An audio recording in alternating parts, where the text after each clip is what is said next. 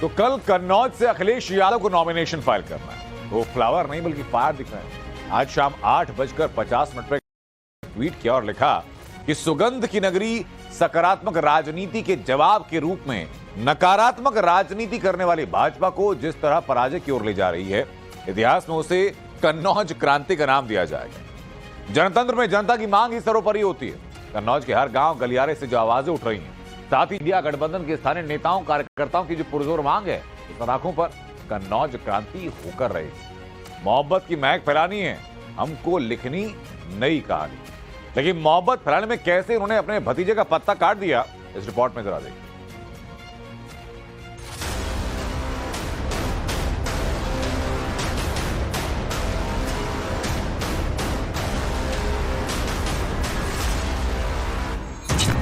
मुलायम और गांधी परिवार में सीट की कला 4 जून के रिजल्ट से भी ज्यादा मजेदार हो गई। बीजेपी से लड़ने से पहले आपस में ठन गए। कन्नौज को लेकर अखिलेश यादव और भतीजे तेज प्रताप में तकरार है, तो अमेठी पर राहुल गांधी और जीजा रॉबर्ट वाड्रा की अपनी अपनी टीम तैयार है। कहानी में कितने ट्विस्ट आएंगे, कितने कैरेक्टर आएंगे, ये गजब खेला चल रहा है।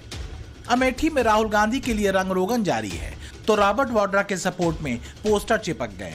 मुलायम फैमिली के कैरेक्टर भी बंद कमरों में उलझ रहे हैं।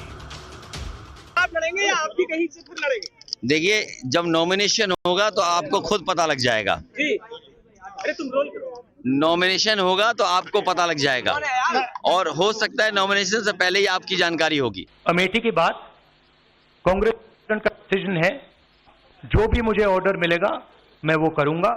सीईसी मीटिंग हमारी पार्टी में सीईसी मीटिंग्स में ये डिसीजन लिए जाते हैं। तो पहले बात अखिलेश यादव की, फिर राहुल गांधी और रॉबर्ट वाड्रा के लेटेस्ट एपिसोड को भी आपके सामने रखेंगे। अखिलेश यादव ने टाइम्स नाउ नवभारत पर 24 का चुनाव लड़ने की बात कही, फिर पार्टी कार्यकर्ताओं को मैसेज दिया कि इस बार वो चुनाव नहीं लड़ेंगे बल्कि लड़ाएंगे। इसके बाद अखिलेश यादव ने भतीजे तेज प्रताप यादव को कन्नौज से टिकट दे दिया।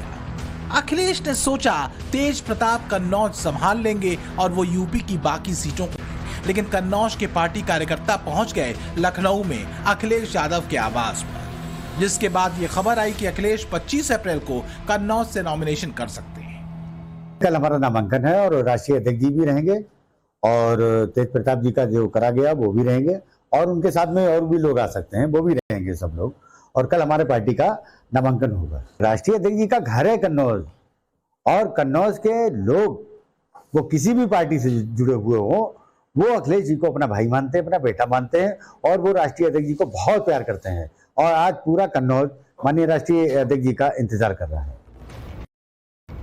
भतीजे को समझाने के लिए अखिलेश ने अपने घर यानी इटावा सैफई का प्लान बनाया और फैमिली मीटिंग के जरिए तेज प्रताप का फीडबैक लेने की कोशिश की। अखिलेश की बात तेज प्रताप टालेंगे नहीं, ऐसा सूत्रों का कहना है।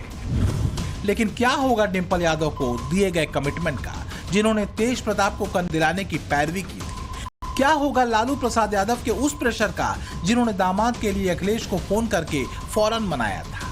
और क्या होगा शिवपाल यादव से कही गई उन लाइनों का, जिसमें कहा गया कि आपका बेटा लड़ रहा है इसलिए तेज प्रताप को भी लड़ाएंगे?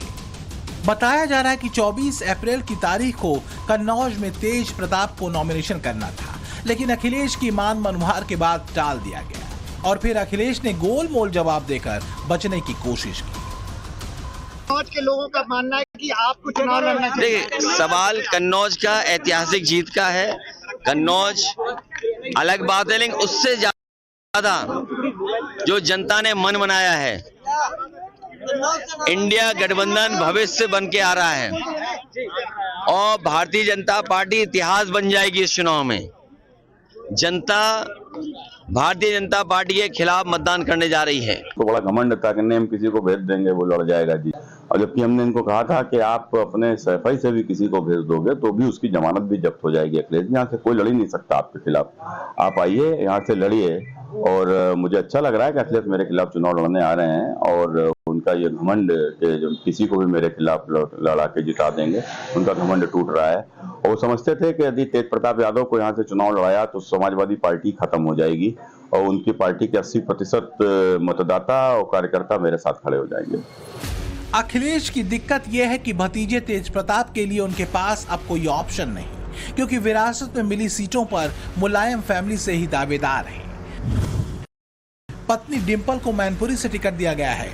चचेरे भाई धर्मेंद्र को आजमगढ़ से चुनाव लड़ा रहे हैं। भतीजे आदित्य यादव बदायूं से कैंडिडेट हैं। एक और भतीजे अक्षय यादव फिरोजाबाद से उम्मीदवार हैं। समाजवादी पार्टी इस कदर परेशान है कि समाधान नहीं ढूंढ पा रही है। प्रत्याशी घोषित करती है, जनता में विरोध दिखाई पड़ता है, समझ नहीं पा रही है कि किस राह जाए, किसको प्रत्याशी चुना जाए। 1 दर्जन प्रत्याशी अलग अलग स्थानों पर बदल चुके हैं।